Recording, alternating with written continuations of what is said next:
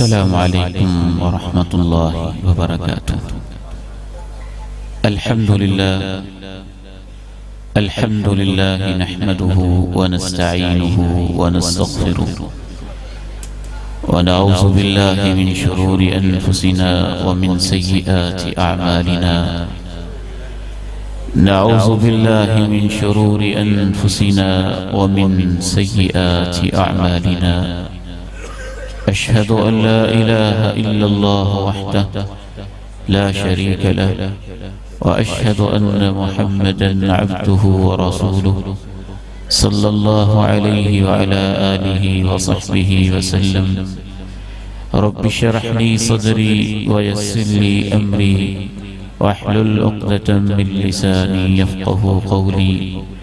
اللهم طهر قلبي من النفاق وعملي من الرياء ولساني من الكذب وعيني من الخيانة، فإنك تعلم خائنة الأعين وما تخفي الصدور. أما بعد،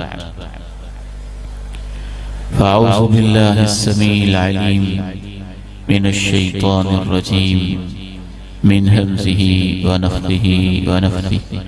بسم الله الرحمن الرحيم.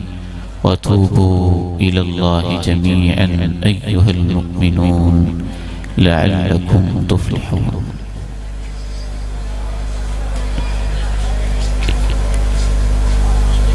انتہائی قابل قدر، قابل تکریم علماء و مشائخ، منتظمین ادارہ، بہت ہی عزت کے لائق میرے سفید ریش بزرگوں، انتہائی قابل شفقت میرے عزیزوں اور روحانی بیٹوں، آج کی اس عظیم الشان کانفرنس میں ایک بہت بڑا سلگتا ہوا مسئلہ، ہر دور کا ایشو، ہر نوجوان، ہر چھوٹے، ہر بڑے کی پرابلم، اس کے اوپر انشاءاللہ ہماری گفتگو ہوگی۔ انسان خطا کا پتلا ہے،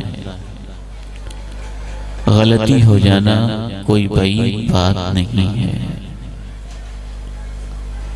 میں اور آپ چاہتے بھی ہیں کہ ہم اللہ کی طرف پلٹ آئیں، لیکن بسا اوقات آیا نہیں جاتا۔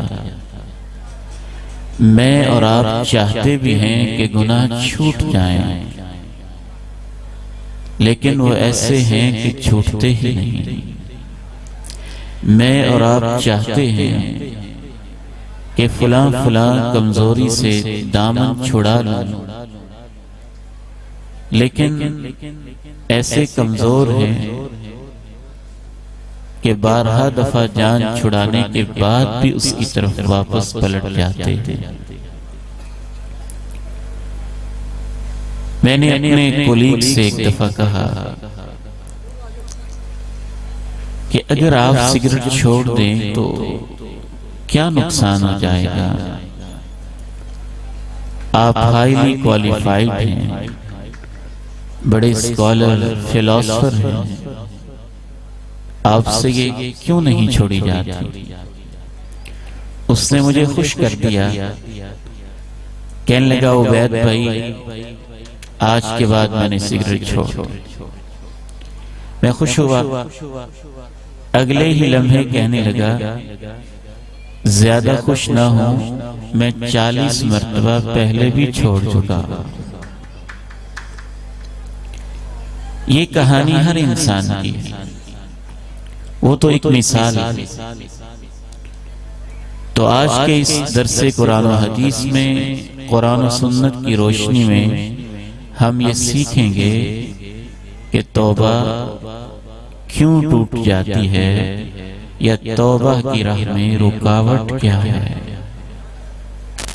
انسان نیک بننا بھی چاہتا ہے، بنا نہیں جاتا، مسجد کی طرف آنا بھی چاہتا ہے، آیا نہیں جاتا، نماز شروع کرنا چاہتا ہے، ہوتی نہیں، روزہ رکھنا چاہتا ہے، رکھتا نہیں، سنت چہرے پہ سجانا چاہتا ہے، سجتی نہیں، سود چھوڑنا چاہتا ہے، چھوٹتا نہیں۔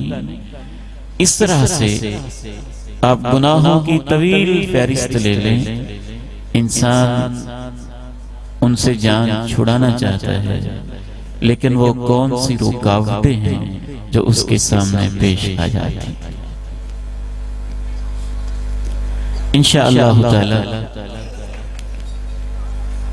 6-7 بنیادی رکاوٹیں میں آپ کے سامنے رکھوں گا اور ان کا علاج بھی۔ سب سے پہلی رکاوٹ اسے علماء اور ائمہ تزکیہ کی اصطلاح میں تصویف کہتے ہیں۔ تصویف کا معنی ہوتا ہے میں کر لوں گا۔ انسان کہتا ہے آج آخری دن ہے، میں کل چھوڑ دوں گا۔ کل آتا ہے تو کہتا ہے پرسوں چھوڑ دوں گا۔ پرسوں آتا ہے تو کہتا ہے ہفتے بعد چھوڑ دوں گا۔ ہفتہ گزرتا ہے تو اگلے ماہ چھوڑ دوں گا۔ اگلا ماہ گزرتا ہے 3 ماہ بعد چھوڑ دوں گا۔ 3 ماہ گزرتے ہیں، آئندہ سال چھوڑ دوں گا۔ آئندہ سال آتا ہے، کہتا ہے ابھی تو میں جوان ہوں، جب بال سفید ہونا شروع ہوں گے تو تب میں اس گناہ سے توبہ کر جاؤں گا۔ جب بال سفید ہونا شروع ہوتے ہیں تو کہتے ہیں ابھی تو بڑی زندگی پڑی ہے، جب بوڑھا ہو جاؤں گا تو میں پھر چھوڑ دوں گا۔ سب سے پہلی رکاوٹ یہ ہوتی ہے، اس کو تصویف کہتے ہیں، سوف افعل، کر لوں گا۔ گھنٹے دنوں میں، دن ہفتوں میں، ہفتے مہینوں میں، مہینے سالوں میں بیتتے اور ڈھلتے چلے جاتے ہیں اور انسان وہیں کا وہیں کھڑا رہ جاتا ہے۔ اس کا علاج کیا ہے اور اس کا حل کیا ہے؟ اس حوالے سے قرآن و حدیث نے ایسی خوبصورت باتیں بتائی ہیں اور ائمہ اسلاف نے ایسے موتی بکھیرے ہیں کہ انسان پڑھ کر حیران و ششدر رہ جاتا ہے۔ سب سے پہلی بات یہ سمجھ لیجئے، جب بھی آپ گناہ کے ارادے کو مؤخر کرتے جاتے ہیں اور توبہ کے ارادے کو تعطیل کا، تاخیر کا، التوا کا شکار بناتے جاتے ہیں، تو اس کا یقینی نتیجہ یہ ہوتا ہے گناہ مضبوط ہوتا جاتا ہے اور توبہ کا ارادہ کمزور ہوتا جاتا ہے۔ یہ فطری نتیجہ ہوتا ہے گناہ کا۔ بلکہ بعض دفعہ تو وہ سٹیج بھی آتا ہے کہ ہم نے ایک دفعہ کیا تھا تو دل پہ ایک داغ لگا تھا، ہم نے کہا ابھی توبہ نہیں کریں گے، داغ اور لگتا ہے، پھر داغ اور لگتا ہے، پھر دھبے اور لگتے ہیں، حتیٰ کہ دل سیاہ تاریک ہو جاتا ہے، پھر داغ اور لگتے ہیں، حتیٰ کہ دل میں اندھیرے چھا جاتے ہیں، پھر داغ اور لگتے ہیں، حتیٰ کہ دل کے اندر سے نیکی اور برائی کی پہچان اور اس کا احساس بھی ختم ہو جاتا ہے، پھر داغ اور لگتے ہیں، حتیٰ کہ دل مردہ اور پتھر ہو جاتا ہے، پھر داغ اور لگتے ہیں، حتیٰ کہ دل پہ مہر لگ جاتی ہے اور انسان کے لیے توبہ کا دروازہ بند ہو۔ کَلَّا بَلْ رَانَ عَلَىٰ قُلُوبِهِمْ مَا كَانُوا يَكْسِبُونَ كَلَّا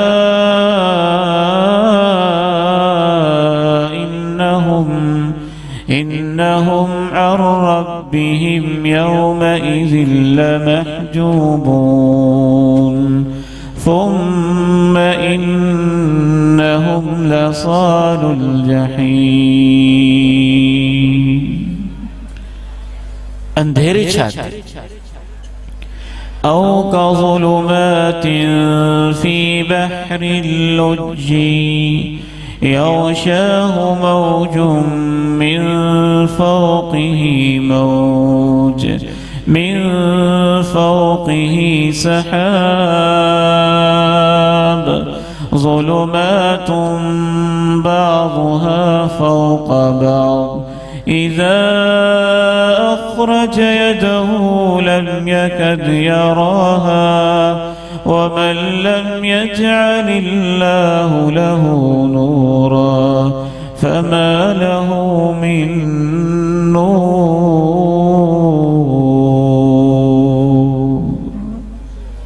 حتیٰ کہ گناہ کرتے کرتے توبہ کو ٹالتے ٹالتے دل ویسے ہی ٹیڑھا ہو. فَلَمَّا زَاغُوا أَزَاغَ اللَّهُ قُلُوبَهُمْ. پھر دل پتھر ہو جاتا. ثُمَّ قَسَتْ قُلُوبُكُمْ مِنْ بَعْدِ ذَلِكَ فَهِيَ كَالْحِجَارَةِ أَوْ أَشَدُّ قَسْوَةً. پھر مہر لگ جاتی. ختم اللہ علی قلوبہم وعلی سمعہم وعلی ابصارہم غشاوہ ولہم عذاب عظیم. ایک مثال دے کے میں بات کو آگے بڑھاتا ہوں. چور جب پہلے دن چوری کے لیے نکلا تھا تو اس کا دل دھک دھک کرتا تھا. اس کے قدم اس کو پیچھے کھینچتے تھے. اس کے دل کی دھڑکنیں تیز ہو گئی تھیں. اس کی سوچوں میں زلزلہ برپا ہو گیا تھا. ایک قدم اٹھاتا تھا, ایک قدم پیچھے ہٹتا تھا. ایک لمحے سوچتا تھا چوری کر لوں, اگلے لمحے سوچتا تھا نہ کروں. ڈاکہ جب پہلے دن ڈاکہ مارنے کے لیے ایک ڈاکو نکلا تھا تو اس کا بھی یہی حال تھا. شرابی نے جب پہلے دن شراب پی تھی تو اس کی بھی یہی کیفیت تھی. زانی جب پہلے دن زنا کے لیے گھر سے نکلا تھا تو اس کے دل کی دھڑکنیں بھی بڑی تیز تھیں. اس نے کہا نہیں, ابھی توبہ نہیں کروں گا. 1 سال گزرا, 2 سال گزرے, 4 سال گزرے, 5 سال گزرے. جب 10 سال گزرے تو اس کا دل سخت ہو گیا. جب 20 سال گزرے تو اس کا دل پتھر ہو گیا. جب 25 سال گزر گئے تو اس کے دل پہ مہریں لگ گئیں اور ایسے اندھیرے چھا گئے. وہی شخص جو پہلے دن چوری کرتے ہوئے خوف محسوس کرتا تھا, ڈاکہ ڈالتے ہوئے ڈر اس کے اندر پایا جاتا تھا, زنا کرتے ہوئے اس کے ضمیر میں ہلچل مچی ہوئی تھی, 20 سال کے بعد اب وہ بچوں کے باپ کو قتل کر کے اور اس کی لاش کو تڑپا کے ڈرتا نہیں, فخر سے کہتا ہے میں نے بڑے قتل کیے ہوئے ہیں. تو یہ بات ذہن میں رکھیے, تصویف کا یہ نتیجہ ہوتا ہے. اس کا علاج کیا ہے, اس کا حل کیا ہے؟ امام ابن قیم الجوزیہ رحمہ اللہ تعالی رحمتا واسعہ وہ اس کی بہت خوبصورت مثال دیتے ہیں. کہتے ہیں کہ آپ کے گھر کے اندر ایک کیکر کا, زہریلی چیز کا, ہنزل کا, تمے کا یا کانٹے دار کسی پودے اور درخت کا ایک بیج اگا, زمین کے سینے سے پھوٹا. جب وہ پھوٹا چھوٹی سے کومپل نکلی. آپ نے ارادہ کیا کہ میں اس کو اکھاڑ دیتا ہوں, لیکن پھر آپ نے سوچا کل اکھاڑ دوں گا. جب کل آیا آپ نے کہا اگلے مہینے اکھاڑ لوں گا. اگلا مہینہ آیا تو ننھا سا پودا بن گیا. آپ نے کہا اگلے سال اکھاڑ لوں گا. جب اگلا سال آیا وہ ایک چھوٹا سا درخت بن گیا. آپ نے کہا میں اگلے سال اس کو اکھاڑ پھینکوں گا. جب 2 سال گزر گئے وہ آپ کے قد سے اونچا ہو گیا. آپ نے کہا میں اگلے سال اس کو جڑوں سے اکھاڑ پھینکوں گا۔ جب 5-6 سال گزر گئے، وہ آپ کے گھر کی چھتوں سے اور دیواروں سے بھی اونچا ایک تن آور درخت ہو گیا۔ اس نے برگو بار نکالے، اس نے اپنے پھل دیے، اس نے اپنی جڑیں زمین کے اندر مضبوط کر لی۔ جب وہ ننھا سا بیج تھا تو آپ کے لیے چھوٹی انگلی کے ساتھ بھی اس کو نکالنا آسان تھا۔ جب وہ ایک ننھا پودا بنا تو آپ کو ہاتھوں کا زور چاہیے تھا۔ جب وہ ایک تناور درخت بن گیا تو آپ کو دوستوں کا تعاون اور اس کے لیے کلہاڑیاں اور آریاں نہ جانے کون کون سے اوزار چاہیے تھے۔ امام ابن قیم فرماتے ہیں دن گزرتے گئے، سال بیتتے گئے، وہ درخت طاقتور ہوتا گیا، آپ کمزور ہوتے گئے، حتیٰ کہ 15-20 سال کے بعد وہ تن آور شجر سایہ دار برگو بار والا کانٹوں والا درخت بن گیا۔ آپ بڑھاپے میں پہنچ گئے، اب آپ اس کو اکھاڑنا بھی چاہیں تو آپ کے اندر اکھاڑنے کی طاقت ہی نہیں ہے۔ امام فرماتے ہیں کہ گناہوں کے بیج بھی دل کی دنیا میں ایسے ہی اگتے ہیں۔ گناہ ایک خیال سے شروع ہوتا ہے، اسے چھوڑ دیا جائے تو جان چھوٹ جاتی ہے، نہ چھوڑا جائے وہ خیال ارادہ بنتا ہے، توبہ کر لی جائے تو وہیں پہ نیکی بن جاتی ہے، نہ چھوڑا جائے تو وہ ارادہ عزم بن جاتا ہے، اس سے توبہ کر لی جائے تو جان چھوٹ جاتی ہے، توبہ نہ کی جائے تو وہ عزم عمل میں ڈھل جاتا ہے۔ اگر جان چھڑا لی جائے تو اب بھی راستے کھلے ہوتے ہیں، اگر اس سے لیٹ کر لیا جائے تو وہ عمل تمہاری عادت بن جاتا ہے، اب بھی اس سے جان چھڑا لی جائے تو آسان ہوتا ہے، اگر اب بھی جان نہ چھڑائی جائے تو وہ عادت انسان کی فطرت بن جاتی ہے۔ جب وہ انسان کی فطرت بن جاتی ہے، اس کے رگ و ریشے میں، ذرے ذرے میں، پاؤں کے تلووں سے سر کے بالوں تک وہ اتنا پختہ ہو جاتا ہے کہ اب وہ جان چھڑانا بھی چاہے تو اس سے جان نہیں چھوٹتی ہے۔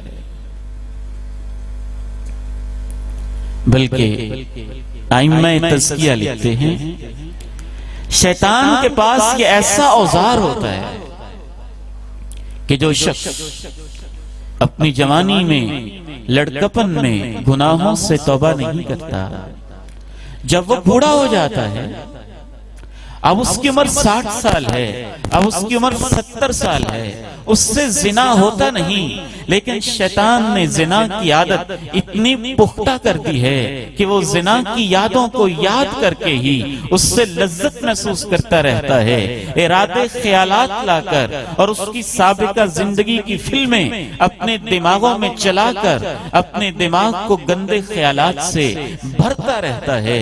یہ وہ آخری سٹیج ہوتی ہے جس پہ شیطان انسان کو لے جاتا ہے۔ اس کا علاج کیا ہے؟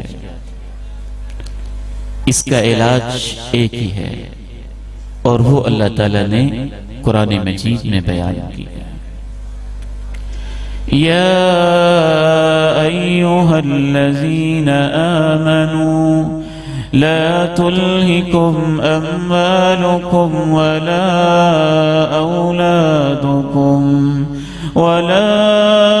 أولادكم عن ذكر الله ومن يفعل ذلك فأولئك هم الخاسرون وأنفقوا مما رزقناكم من قبل أن يأتي أحدكم الموت فيقول رب لولا أخرتني إلى أجل قريب فأصدق وأكن من الصالحين ولن يؤخر الله نفسا إذا جاء أجلها والله خبير بما تعملون۔ انسان بچھڑے ہوئوں کو یاد کیا کریں،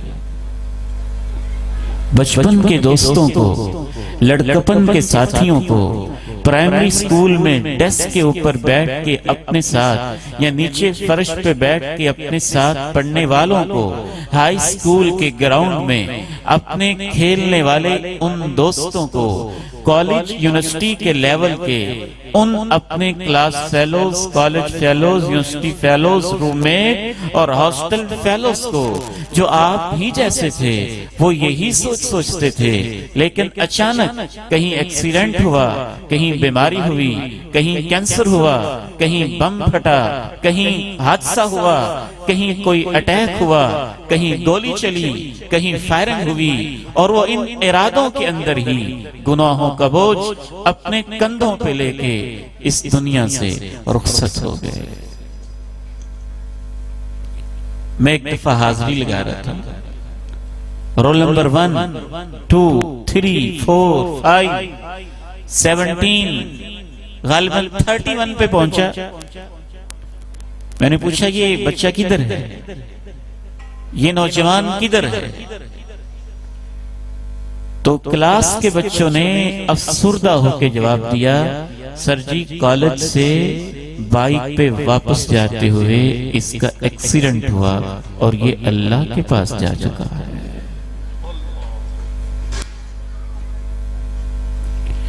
یا ایوہا الناس ان وعد اللہ حق فلا تغرنكم الحياة الدنيا ولا يغرنكم بالله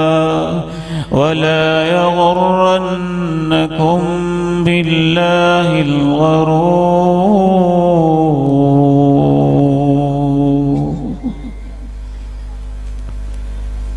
میرے بڑے بھائی جان مولانا عبداللہ سلیم رحمہ اللہ 93 میں میرے ساتھ بیٹھ کے ناشتہ کیا،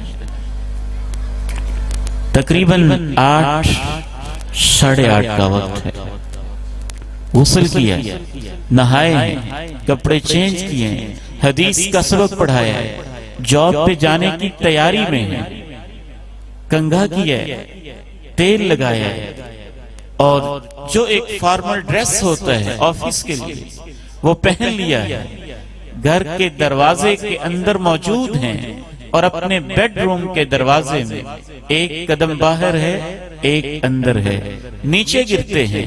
میں بھاگا ابھی ناشتے سے فارغ نہیں ہوا تھا، جاری تھا میرا کھانا، انہوں نے جلدی سے ڈاکٹر کے پاس گیا، واپس آتا ہے، وہ سجدے میں ننگی زمین پہ گر کے کہتا ہے کہ عبداللہ سلیم تو اللہ کے پاس چلا گیا۔ بچے روتے ہیں، بلبلاتے ہیں، اور ابا جی 70 سال کے لگ بھگ عمر میں آپریشن ہوا بیڈ پہ لیٹے ہیں، کہتے ہیں عبداللہ سلیم بچوں کو نہ مارو، کوئی بات نہیں، سکول جانے کا ٹائم ہے، لیٹ ہو جاتے ہیں، بچے ہیں، غلطیاں ہو جاتی ہیں، ان کو نہ مارو۔ بوڑھا باپ یہ نہیں جانتا ہے کہ عبداللہ سلیم نہیں مار رہا، موت نے بچوں کا باپ ان سے چھین لیا۔ جہاں بیٹھے ہیں ہمارے پیارے بھائی، اللہ ان کو جنت میں اعلیٰ مقام عطا فرمائے۔ اس ادارے کی خاطر سعودی عرب کی گلیوں، چوکوں، چراہوں میں سحری کے اوقات میں گاڑیاں بھگاتے ہوئے کیا انہوں نے کبھی سوچا ہوگا کہ آج میری زندگی کی آخری ڈرائیونگ ہے؟ دوسری وجہ توبہ کی راہ میں جو رکاوٹ بننے والی دوسری وجہ ہے، وہ بنیادی ترین وجہ یہ ہے کہ ہم گناہوں کو بعض دفعہ معمولی سمجھتے ہیں۔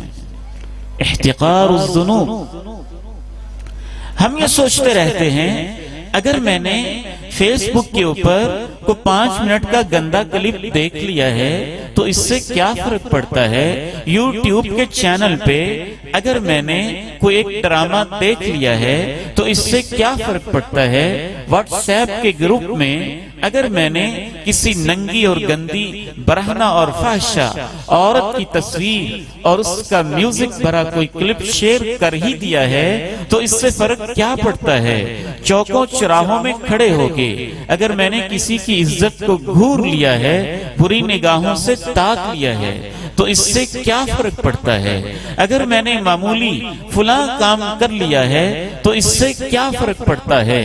آئیے دلوں کے ماہر اللہ کے پیغمبر نبی آخر الزمان دونوں جہانوں کے سردار فداہ ابی و امی، ان پہ میرے ماں باپ قربان ہو جائیں، ان سے پوچھتے ہیں کیا فرق پڑتا ہے؟ فرمایا إياكم ومحقرات الذنوب فإنهن يجتمعن على الرجل حتى يهلكن ثم ضرب لهن مثلا كمثل قوم نزلوا بأرض فلا فجاء هذا بعود وهذا بعود وهذا بعود حتى أججوا نارا۔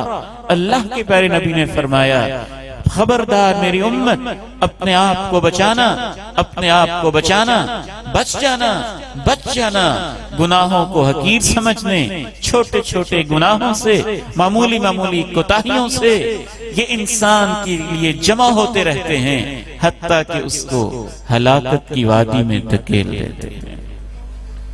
پھر آپ نے مثال بیان کی، فرمایا ان کی مثال ایسے ہی ہے جیسے کچھ لوگوں نے صحرا میں پڑاؤ کیا، وہاں ان کے پاس آگ جلانے کا کوئی انتظام نہیں تھا۔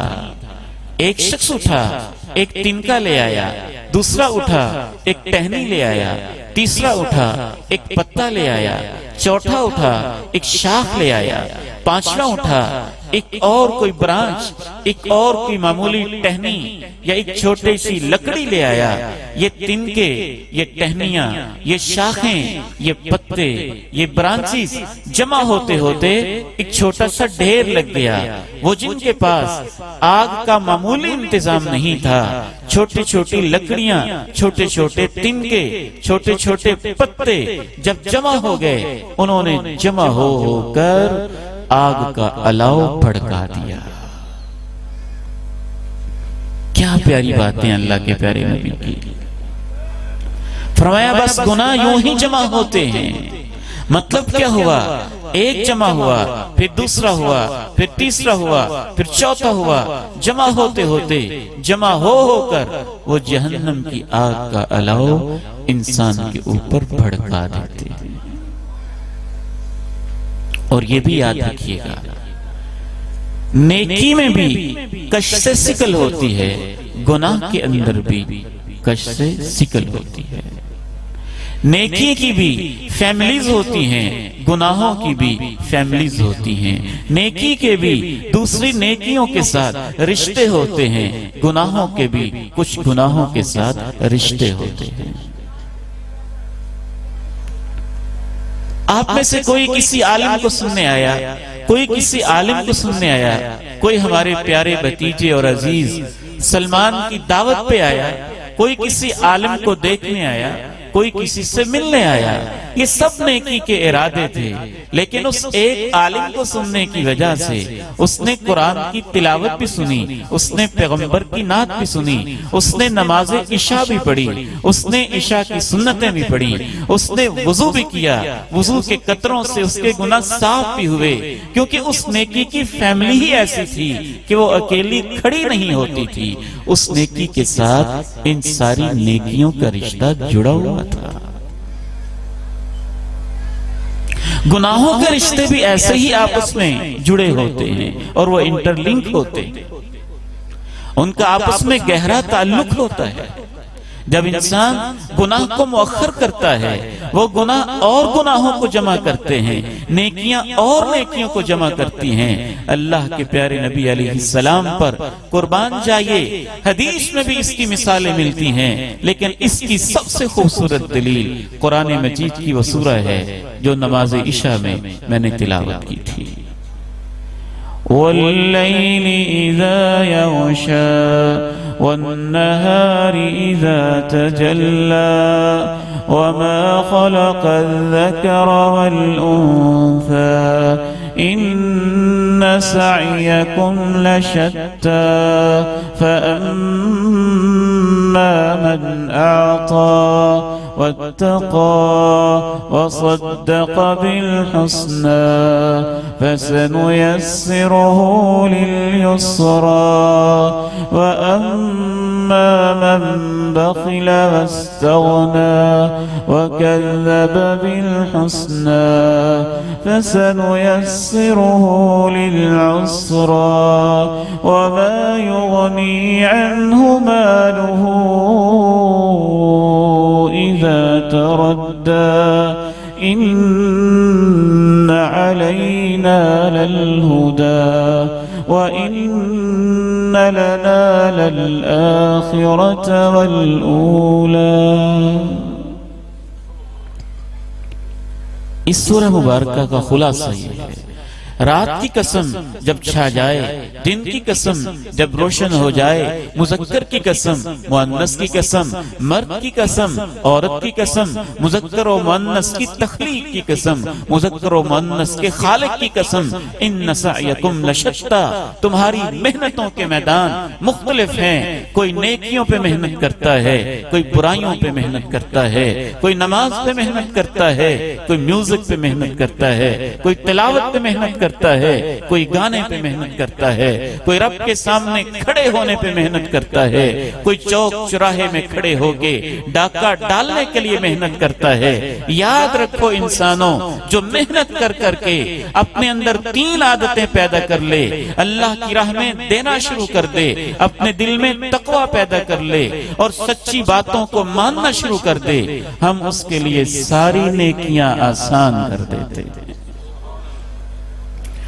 وَأَمَّا مَن بَخِلَ وَاسْتَغْنَى وَكَذَّبَ بِالْحُسْنَى فَسَنُيَسِّرُهُ لِلْعُسْرَى وَمَا يُغْنِي عَنْهُ مَالُهُ إِذَا تَرَدَّى. جو 3 برائیاں اپنے اندر پیدا کر لے، پرلے درجے کا بخیل ہو جائے، نمبر 2 لاپرواہ ہو جائے، اور تیسری برائی سچی بات کو، اچھی بات کو، توحید کو، کلمہ کو، دین کو، قرآن کو، خیر کی باتوں کو ماننے کے لیے تیار نہ ہو، ہم اس کے لیے تنگی کی راہیں اور ساری برائیاں آسان کر دیتے. پہلی وجہ توبہ کی راہ میں رکاوٹ، تسویف. دوسری وجہ احتقار الذنوب.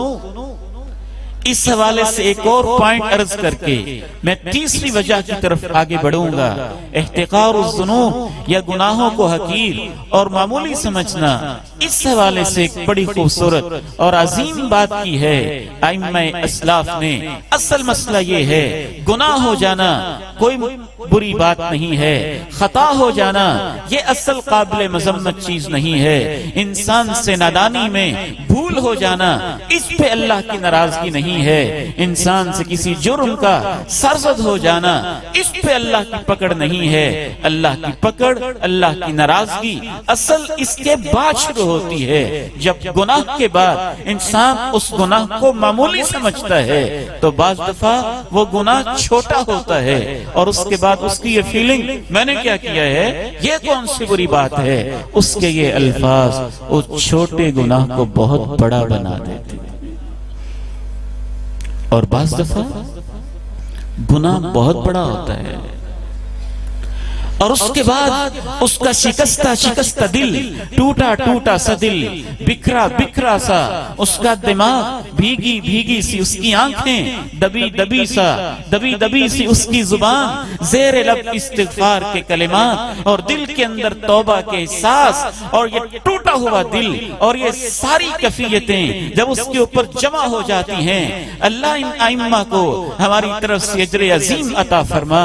یہ بھی کیسے امام تھے جن کا اوڑھنا بچھونا قرآن کی باتیں، پیغمبر کی باتیں تھیں. کہتے ہیں کہ جب انسان بڑے سارے گناہ کے بعد بھی اس کا دل ٹوٹا ٹوٹا سا ہوتا ہے، وہ دبا دبا سا جھکا جھکا سا ہوتا ہے، ندامت سے بھرا ہوا ہوتا ہے، ارادہ ہوتا ہے آئندہ نہیں کروں گا، تو بعض دفعہ اس بڑے گناہ کی وجہ سے وہ ایسے بڑے مقام پر فائز ہو جاتا ہے. اس فیلنگ اور احساس کی وجہ سے اگر اس سے وہ گناہ نہ ہوا ہوتا تو اس کو اتنا اونچا مقام کبھی نہ ملتا. تو پتہ کیا چلا، گناہ اصل مسئلہ ہے ہی نہیں. اصل مسئلہ گناہ کو معمولی سمجھنا ہے، اور سب سے بڑا جرم بھی کوئی مسئلہ نہیں. اصل مسئلہ اس سے توبہ نہ کرنا ہے اور اس کو نہ چھوڑنا ہے. اس سے کتنا جرم ہوا تھا، کتنی بڑی خطا ہوئی تھی، اس کا دل کیسا ٹوٹ گیا تھا، وہ اللہ کے پیغمبر کے پاس کیسے آ کے کہنے لگا تھا مجھ سے گناہ ہو گیا ہے، مجھے پاک کر دیجئے. پھر اس کے لیے کیسے گڑھا کھودا گیا ہوگا، کیسے اس پہ پتھر اور کنکر برسائے گئے، لیکن اس کا یہ پسیجا ہوا دل، اس کی بھیگی بھیگی یہ آنکھیں اور اس کا یہ اصرار کہ مجھ سے خطا ہو گئی ہے، مجھے دنیا میں پاک کر دو، اللہ کو اتنی پسند آئی کہ اللہ کے پیغمبر نے کہا اس بندے نے تو ایسی توبہ کی ہے اگر پوری امت میں تقسیم کی جائے تو اس ایک مائز کی توبہ سے پوری امت کو بھی اللہ معاف کر دے. تو گناہ کو معمولی سمجھنا تو گناہ سے بھی بڑا جرم ہے اور اس سے بھی بڑی خطا ہے. اسی لیے آپ نے ارشاد فرمایا کہ بندہ مومن سے جب گناہ ہوتا ہے وہ سمجھتا ہے میں پہاڑ کے نیچے ہوں، پہاڑ ابھی میرے اوپر گرے گا، میں ریزہ ریزہ ہو کے بکھر بکھر جاؤں گا.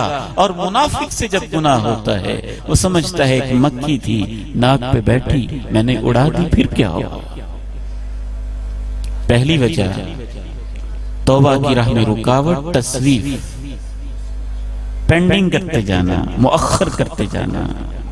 توبہ کی راہ میں دوسری رکاوٹ گناہوں کو معمولی اور حقیر سمجھنا. توبہ کی راہ میں تیسری رکاوٹ، اور یہ بڑی حیران کن رکاوٹ ہے، آپ اسے سنیں گے تو حیران رہ جائیں گے.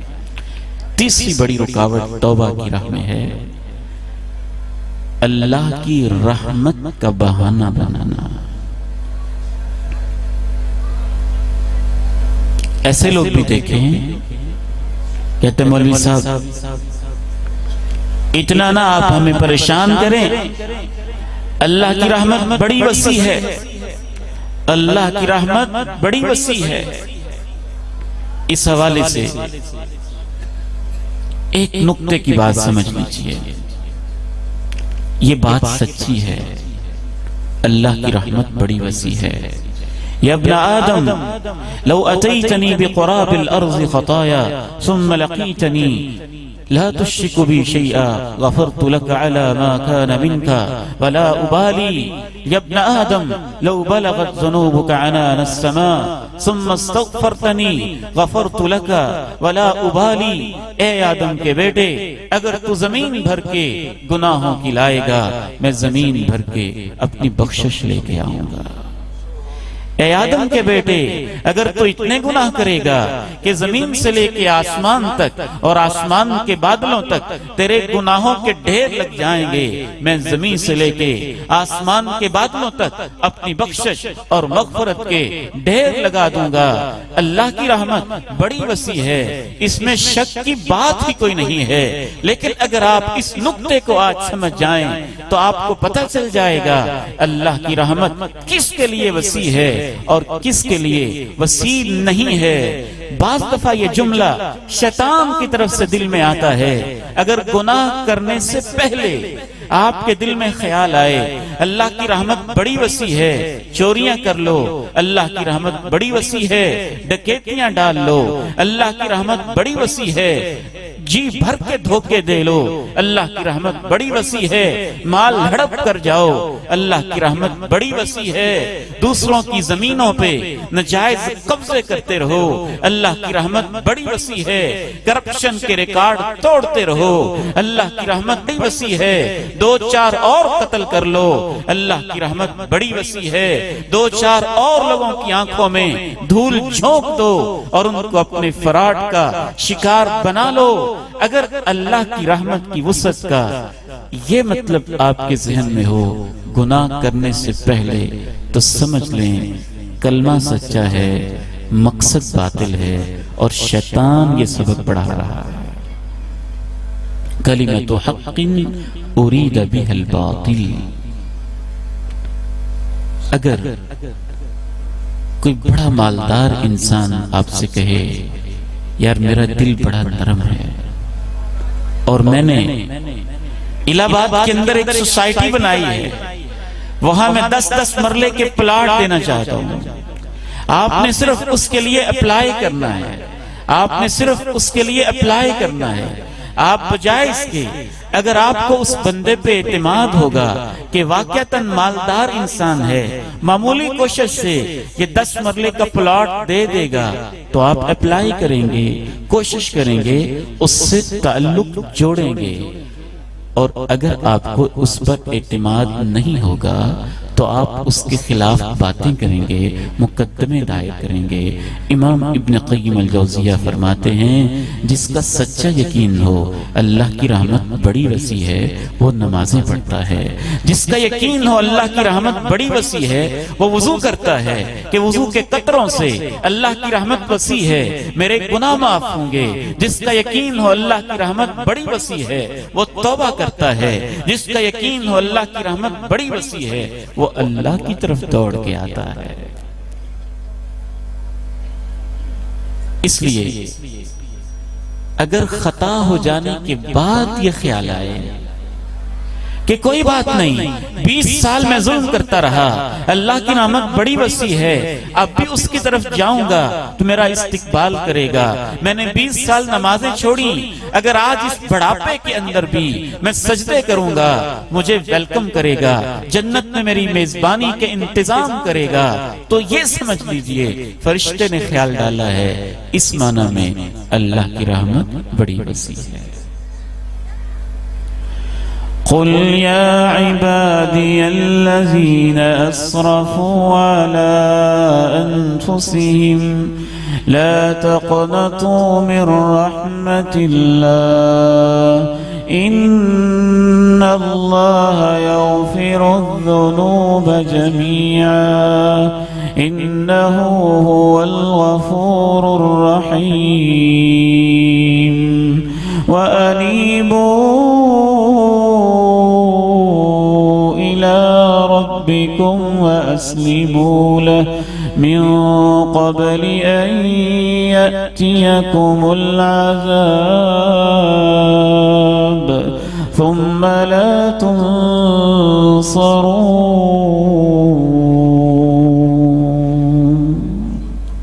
میرے بندو میری رحمت سے امید کبھی نہ توڑنا، کوئی شک ہی نہیں کہ اللہ تو سب گناہوں کو معاف کر دیتا ہے، یہ حقیقت ہے، وہ بہت بخشنے والا بہت رحم کرنے والا ہے۔ آگے کیا کہا؟ وَأَنِيبُوا إِلَىٰ رَبِّكُمْ وَأَسْلِمُوا لَهُ۔ واپس تو آ جاؤ، آئندہ میری مانو تو صحیح، تو پھر میری رحمت بڑی وسیع۔ توبہ کی راہ میں پہلی رکاوٹ تصویف کر لوں گا، دوسری رکاوٹ کوئی بات نہیں چھوٹا سا گناہ کیا ہے کیا فرق پڑتا ہے، تیسری رکاوٹ اللہ کی رحمت بڑی وسیع ہے یہ بہانہ۔ آخری انشاءاللہ 10 منٹ کے اندر میں اپنی بات کو سمیٹتا ہوں، وقت میرا مکمل ہو رہا ہے۔ چوتھی بڑی رکاوٹ نوجوان بیٹوں خصوصاً میں آپ سے کہنا چاہتا ہوں، میرے بھائیوں میں آپ سے کہنا چاہتا ہوں، میری بہنیں بیٹیاں ان تک آواز اگر پہنچ رہی ہے تو میں ان سے کہنا چاہتا ہوں، چوتھی سب سے بڑی رکاوٹ بری دوستی، بری کمپنی، برا ماحول ہے۔ آپ لاکھ مرتبہ نماز شروع کر لیں، جب تک آپ بے نمازوں کی محفل نہیں چھوڑیں گے، نماز پہ قائم نہیں رہ پائیں گے۔ زنا سے آپ 12 دفعہ توبہ کر لیں، جب تک آپ زانیوں کی محفل نہیں چھوڑیں گے، اس گناہ سے تائب پوری طرح نہیں ہو پائیں گے۔ آپ ڈاکو ہیں یا چور ہیں یا قاتل ہیں، آپ 1000 مرتبہ معافیاں مانگ لیں، جب تک آپ ڈاکوؤں کی، چوروں کی، قاتلوں کی محفلیں نہیں چھوڑیں گے، آپ اپنی توبہ کے اوپر کبھی قائم نہیں رہ پائیں گے۔ یہ جب تک بری صحبتیں انسان نہیں چھوڑتا ہے، توبہ کی راہ میں رکاوٹیں ہی رکاوٹیں ہوتی ہیں۔ یہ شیطان کے ایجنٹس ہوتے ہیں، شیطان کے چیلے اور چانٹے ہوتے ہیں۔ بعض دفعہ وہ شیطان سے بھی زیادہ ذہانت کے ساتھ برائی کی طرف لے کے آتے ہیں۔ اور خصوصاً آپ کی غلط فہمی دور کرتا چلوں، یہ نہ سمجھیے گا محفل یہی ہوتی ہے جو اس وقت علماء کرام کی لگی ہے، یہ نہ سمجھیے گا دوستی یہی ہے، یہ میرے پیارے نوجوان بھائی، بزرگ اور بیٹے جوان محبت کے ساتھ آپس میں کھڑے ہیں تو یہ ان کی محفل ہے یا یہ ان کی محفل ہے۔ یہ محفل کی آج کے دور میں چھوٹی قسم ہو گئی ہے، اس سے بڑی محفل کی وہ قسم ہے جو آپ موبائل اور واٹس ایپ اور فیس بک پہ دوستیاں کرتے ہیں۔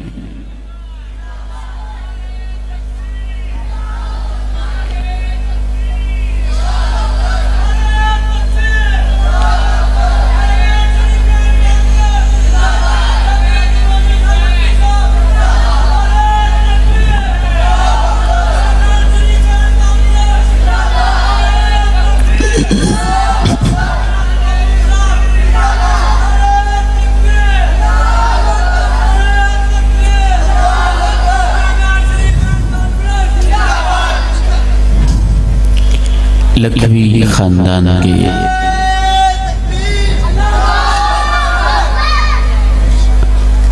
خاندان کے عظیم سپوت اور چشم چراغ جناب ڈاکٹر عظیم الدین لکھوی حفظہ اللہ تشریف لائے ہیں۔ ہم ان کو اہلاً و سہلاً و مرحبا کہتے ہیں۔ اپنی گفتگو کو جاری رکھتے ہیں۔ میں عرض کر رہا تھا کہ توبہ کی راہ میں پہلی رکاوٹ تصویر کر لوں گا، دوسری رکاوٹ کوئی بات نہیں، چھوٹی سی غلطی کیا ہو گیا، تیسری رکاوٹ اللہ کی رحمت بڑی وسیع ہے، چوتھی رکاوٹ توبہ کی راہ میں ایک بڑی اور بدترین رکاوٹ بری محفلیں ہیں۔ اور میں نے یہ بات بھی آپ کے سامنے واضح کی کہ آج کے دور میں گلی محلے کی بری محفلیں اپنی جگہ پہ نقصان دہ ہیں، اسکول کالج کی بری دوستیاں اپنی جگہ پہ نقصان دہ ہیں، چوک چوراہے کی بری فرینڈشپ اپنی جگہ پہ نقصان دہ ہے، لیکن اس سے کہیں زیادہ آج کے اس دور کے اندر وہ دوستیاں زہر ہیں میرے عزیزوں، زہر ہیں میرے بیٹوں، زہر ہیں میرے بھائیوں، جو آپ موبائل پہ دوستیاں کر رہے ہیں۔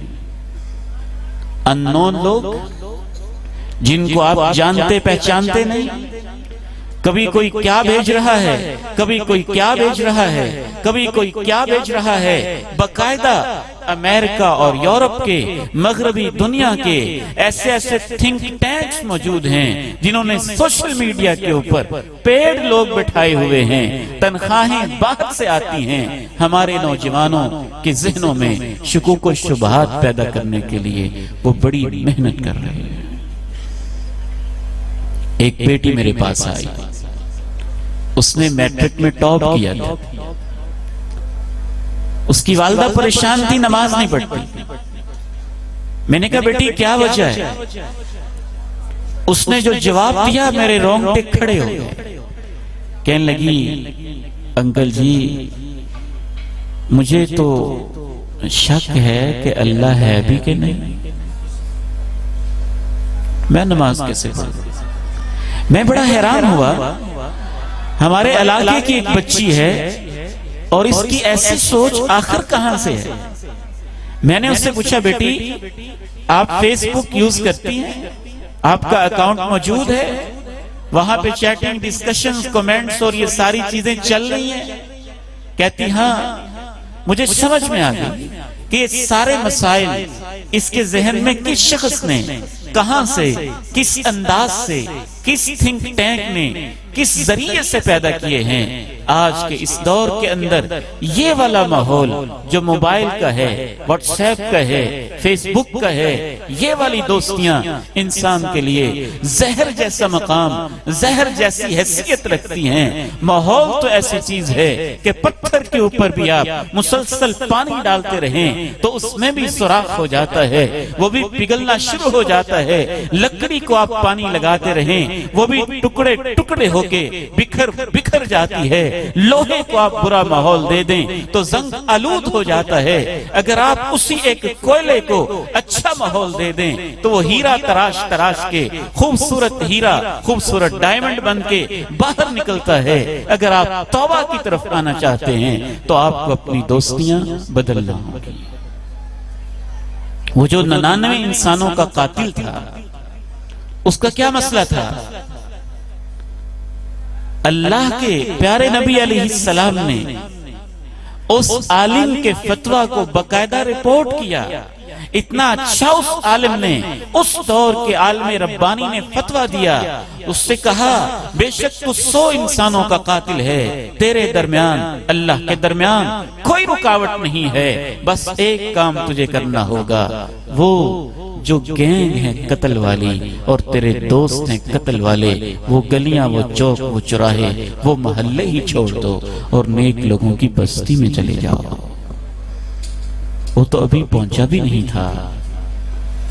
اس کا یہ ارادہ، نیک محفل اختیار کرنے کا سفر اللہ کو اتنا پسند آیا، نہ بھی اس نے کوئی نماز پڑھی، نہ بھی اس نے نیک لوگوں کی بستی میں پہنچ کے اپنی توبہ کو پوری طرح سے مکمل کیا، نہ بھی اس نے کوئی اور سلسلے کیے۔ نیک لوگوں کی محفلوں کا ارادہ، راہ کے اندر اس کی وفات ہو جاتی ہے، اللہ اسے جنتی ڈکلیئر کر دیتے۔ آخری بات عرض کر کے میں اجازت چاہوں گا، سب سے آخری اہم ترین رکاوٹ، 5ویں رکاوٹ، ہم توبہ کا مطلب نہیں سمجھتے۔ توبہ کا تصور ہی غلط ہے۔ ہم سمجھتے ہیں توبہ گناہوں سے، صرف گناہوں سے ہوتی ہے۔ توبہ تو زنا سے ہوتی ہے، توبہ چوری سے ہوتی ہے، توبہ ڈکیتی سے ہوتی ہے، توبہ شراب سے ہوتی ہے۔ توبہ جو ہے وہ تو بڑے بڑے کبیرہ کبیرہ گناہوں سے ہوتی ہے۔ ٹھیک ہے، یہ توبہ کا ایک حصہ ہے، لیکن اس سے اہم توبہ تو اس بات سے ہوتی ہے، اللہ زمین تیری، آسمان تیرا، سانس تیرے، آنکھیں تیری، وجود تیرا دیا ہوا، میں تیری عبادت کا حق ادا نہیں کر رہا۔ نبیوں کی یہی تو توبہ ہوتی تھی۔ اللہ کے پیارے نبی فرماتے ہیں میں ایک ایک دن میں 70 مرتبہ استغفار بھی کرتا ہوں، توبہ بھی کرتا ہوں۔ اگر آپ اپنے باپ کی باپ نہیں مان رہے ہیں، باپ کی خدمت نہیں کر رہے ہیں تو بدترین گناہ ہے یہ۔ اگر آپ نماز نہیں پڑھ رہے، بدترین ظلم ہے یہ۔ اگر آپ توحید کو نہیں اپنا رہے، بدترین گناہ ہے یہ۔ قرآن آپ کھول کے دیکھتے ہی نہیں تو اس سے توبہ کی ضرورت ہے۔ اپنی دنیاوی زندگی میں ہم سمجھتے ہیں کہ آپ کی دکان پہ جو آپ نے ملازم رکھا ہے صرف اسی صورت میں مجرم ہے کہ وہ گلے سے پیسے چوری کر لے، اگر وہ دکان پہ آتا ہی نہیں تو کیا آپ اسے اس کا جرم نہیں سمجھتے؟ گورنمنٹ نے ایک ملازم رکھا ہے، کیا اس ملازم کا یہی جرم ہے کہ وہ معاملات میں کرپشن کرے؟ اگر وہ اٹینڈنس دیتا ہی نہیں، حاضری دیتا ہی نہیں۔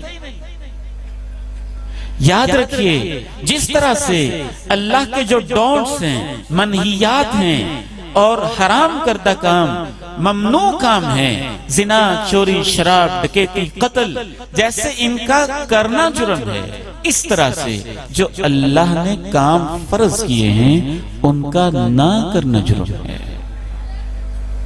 ان کی طرف دھیان نہ دینا گناہ ہے۔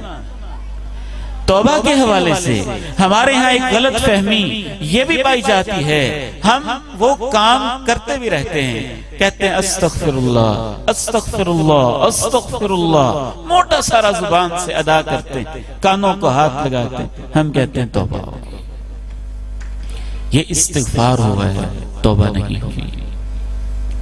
اللہ کا قرآن کہتے ہیں استغفار کرو پھر توبہ کرو، وَأَنِ اسْتَغْفِرُوا رَبَّكُمْ ثُمَّ تُوبُوا إِلَيْهِ، استغفار کرو پھر توبہ کرو۔ اگر آپ الہ آباد سے قصور جانا چاہتے ہیں اور آپ غلطی سے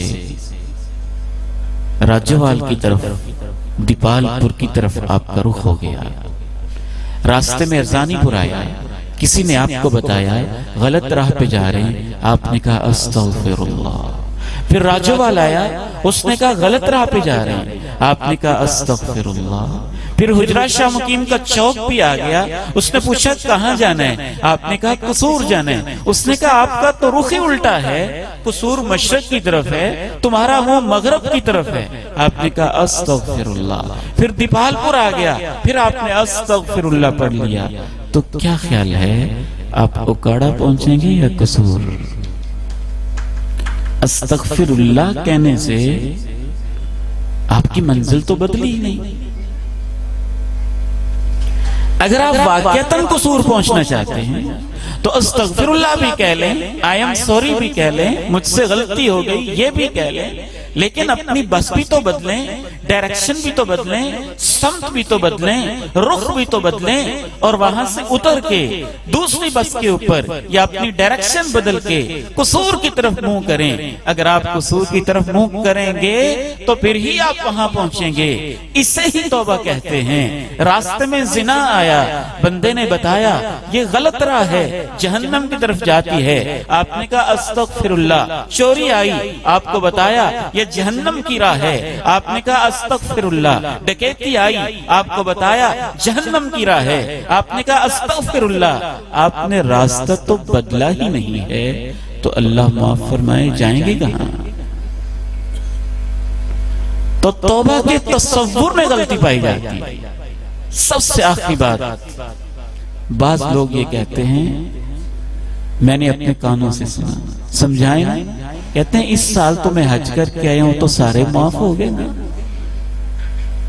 اب میں عمرہ کروں گا تو پھر سارے معاف ہو جائیں گے، صبح کی نماز پڑھی ہے تو زور کی پڑھیں گے تو سارے معاف ہو جائیں گے۔ اس کو کہتے ہیں نیکیاں کر کے دھوکہ کھانا۔ آپ کو کس نے گارنٹی دی ہے کہ آپ کی نماز قبول بھی ہے کہ نہیں؟ آپ کو کس نے گارنٹی دی ہے کہ آپ کی نماز وہ والی ہے جو منہ پہ ماری جاتی ہے، یا وہ والی ہے جو آسمانوں تک جاتی ہے؟ آپ کو کس نے گارنٹی دی ہے آپ کی حج وہ والی ہے جو قبول ہوتی ہے، یا وہ والی ہے جس کو یہ جواب ملتا ہے تیرا حج کیسے قبول کر لوں، دعائیں کیسے قبول کر لوں، تیرا کھانا پینا سب حرام کا ہے؟ آپ کو کس نے گارنٹی دی ہے؟ اگر وہ قبول ہو بھی گئی ہے تو لازمی طور پر کیا اس سے آپ کے سارے گناہ معاف ہو گئے ہیں؟ پھر حقوق العباد تو ایسے ہیں جو صرف ان نیکیوں سے معاف ہوتے بھی نہیں جب تک وہ آپ واپس نہیں کریں۔ تو آئیے انہی گزارشات پہ میں آپ سے اجازت چاہتا ہوں، اور اللہ کے قرآن کی یہ آیت سنا کے اور ترجمہ سنا کے میں دعا گو ہوں کہ اللہ میرا اور آپ کا بیٹھنا قبول فرمائے، اور اس ادارے کو اللہ قیامت تک کے لیے آباد و شاد فرمائے، اور حضرت مولانا اکبر سلیم رحمہ اللہ کے صاحبزادوں کو اللہ اپنے دین کے لیے پسند فرمائے۔ فَقُلْتُ اسْتَغْفِرُوا رَبَّكُمْ إِنَّهُ كَانَ غَفَّارًا يُرْسِلِ السَّمَاءَ عَلَيْكُمْ مِدْرَارًا وَيُمْدِدْكُمْ بِأَمْوَالٍ وَبَنِينَ وَيَجْعَلْ ويجعل لكم جنات ويجعل لكم أنهارا ما لكم لا ترجون لله وقارا وقد خلقكم أطوارا ألم تروا كيف خلق الله 7 سماوات طباقا وجعل القمر فيهن نورا وجعل الشمس سراجا. اللہ سے معافی مانگو، وہ بہت معاف کرنے والا ہے، موسلادھار بارشیں بھی دے گا، مال بھی دے گا، بیٹے بھی دے گا، باغات بھی دے گا، نہریں رواں بھی کرے گا. تمہیں کیا ہو گیا ہے؟ معافی کیوں نہیں مانگتے ہو؟ کیا تمہارے دلوں میں اللہ کی کوئی عزت نہیں ہے؟ کیا تمہارے دلوں میں اللہ کا کوئی خوف نہیں ہے؟ اس اللہ کا جس نے تمہیں مختلف حالتوں میں پیدا کیا، پانی کے نطفے سے ایک بوند خون کا لوتھڑا، پھر جیتا جاگتا تمہیں انسان بنایا. اس اللہ کی عزت تم کیوں نہیں کرتے اور اس سے معافی کیوں نہیں مانگتے؟ جس نے سورج کو چمکایا، چاند کو تمہارے لیے نکالا، زمین کو بچھایا، آسمان کی چھت کو تان کے تمہارے سروں کے اوپر کھڑا کیا. وآخر دعوانا ان الحمد للہ رب العالمین.